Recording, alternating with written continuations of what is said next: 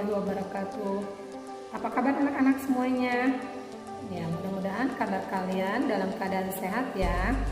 Ingat, tetap di rumah saja, cuci tangan, pakai masker, dan harus jaga jarak.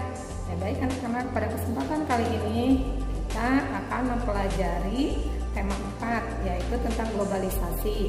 Adapun mata pelajaran yang kita akan bahas hari ini yaitu tentang ilmu pengetahuan sosial. Ya baik anak-anak, sebelum kita memulai pembelajaran hari ini, kita bersama-sama terlebih dahulu membaca doa. Berdoa mulai, Bismillahirrahmanirrahim. Rabbi zidni ilma warzuqni fahma, amin.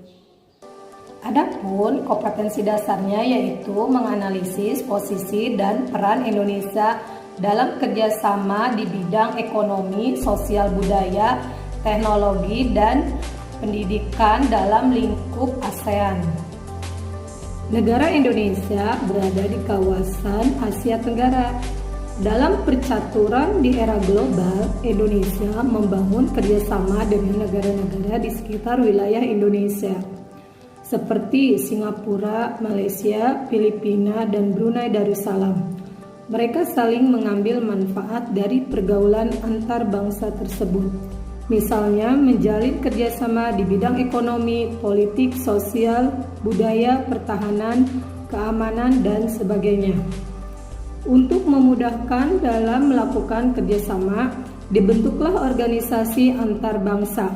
Salah satunya adalah ASEAN. Perhatikan gambar yang Ibu tayangkan berikut ini. Nah, apakah kalian tahu tujuan ASEAN dan prinsip-prinsip ASEAN?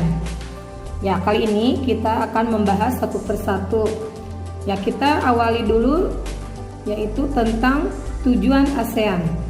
Tujuan ASEAN adalah mempercepat pertumbuhan, kemajuan sosial, dan pengembangan kebudayaan di kawasan Asia Tenggara, meningkatkan perdamaian dan stabilitas regional dengan jalan menghormati keadilan dan tertib hukum, meningkatkan kerjasama yang aktif dalam bidang ekonomi, sosial, budaya, teknik, ilmu pengetahuan, dan administrasi, saling memberikan bantuan dalam bentuk sarana, latihan, dan penelitian, meningkatkan kerjasama di bidang pertanian, industri, perdagangan, dan jasa, serta meningkatkan taraf hidup rakyat, memelihara kerjasama yang erat dan bermanfaat dengan organisasi-organisasi internasional dan regional.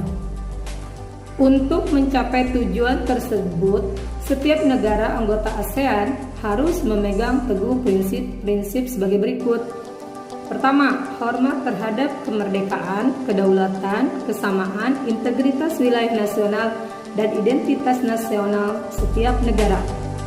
Yang kedua, hak untuk setiap negara untuk memimpin kehadiran nasional bebas daripada campur tangan luar, supersip atau konversi dari luar. Yang ketiga, menyelesaikan perbedaan atau perdebatan dengan damai. Yang keempat, menolak penggunaan militer. Kemudian yang kelima adalah kerjasama efektif antara anggota. Adapun bentuk-bentuk kerjasama di bidang ekonomi, diantaranya 1. Kerjasama di sektor industri melalui ASEAN Industrial Cooperation atau disebut juga AICO. Untuk sektor industri, kerjasama dibangun melalui ASEAN Industry Cooperation atau disebut AICO. Proyek industri ini meliputi beberapa sentra industri seperti pupuk, tembaga, produksi vaksin, dan abu soda. Kedua, kerjasama di sektor cadangan pangan. Di antara negara ASEAN lainnya, Thailand dan Vietnam memang dikenal sebagai lumbung padi ASEAN. Kerjasama melalui kawasan perdagangan bebas ASEAN Free Trade Area atau disebut AFTA. Perdagangan bebas ASEAN merupakan salah satu bentuk kerjasama yang membantu para produsen di sektor produksi lokal mendapat fasilitas khusus. Misalnya, tarif efektif bersama yang hanya 5-10% per produk baik ekspor maupun impor. Kerjasama ini tentu bisa menghilangkan kendala perdagangan di antara sesama anggota negara-negara ASEAN. Sektor kerjasama ini tidak hanya berfokus pada produk komoditas saja, tapi juga jasa. Sektor jasa yang berlaku cukup variatif seperti transportasi dan telekomunikasi, pariwisata dan keuangan. Keempat, kerjasama di bidang ekonomi pariwisata.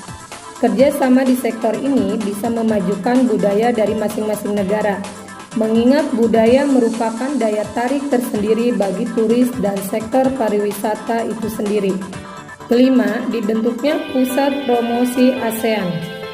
Meskipun ASEAN sudah cukup dikenal oleh negara-negara luar, namun eksistensi dan pasar ASEAN tetap harus dipromosikan. Promosi ini bisa berkaitan dengan beberapa sektor strategis seperti perdagangan, pariwisata, dan investasi. Contoh kerjasama di bidang sosial budaya negara-negara anggota ASEAN antara lain: 1. Bidang pengembangan sosial menekankan kesejahteraan golongan berpendapatan rendah, perluasan kesempatan kerja, serta pembayaran upah yang wajar. Kedua, membantu kaum wanita dan pemuda dalam usaha-usaha pembangunan. Ketiga, menanggulangi masalah-masalah perkembangan penduduk dengan bekerja sama dengan badan-badan internasional yang bersangkutan. Keempat, pengembangan sumber daya manusia. Kelima, meningkatkan kesejahteraan. Keenam, program peningkatan kesehatan, makanan, dan obat-obatan. Ketujuh, pertukaran budaya dan seni, juga festival film ASEAN. Kedelapan, penandatanganan kesepakatan bersama di bidang pariwisata ASEAN. Kesembilan, penyelenggaraan pesta olahraga 2 tahun sekali atau SEA Games. Baik anak-anak, tadi barusan kita mempelajari bersama ya tentang bentuk-bentuk kerjasama ASEAN di bidang sosial budaya, politik, ekonomi, dan ilmu pengetahuan dan teknologi. Ya, ada tugas dari Ibu yaitu pada halaman 115 pada buku tema 4. Silakan kalian kerjakan, ayo berlatih ya, dari nomor 1 sampai nomor 5. Kalian isi ya. Itu saja tugasnya.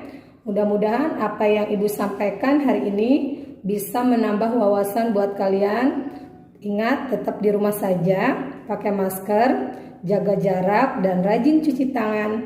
Assalamualaikum warahmatullahi wabarakatuh.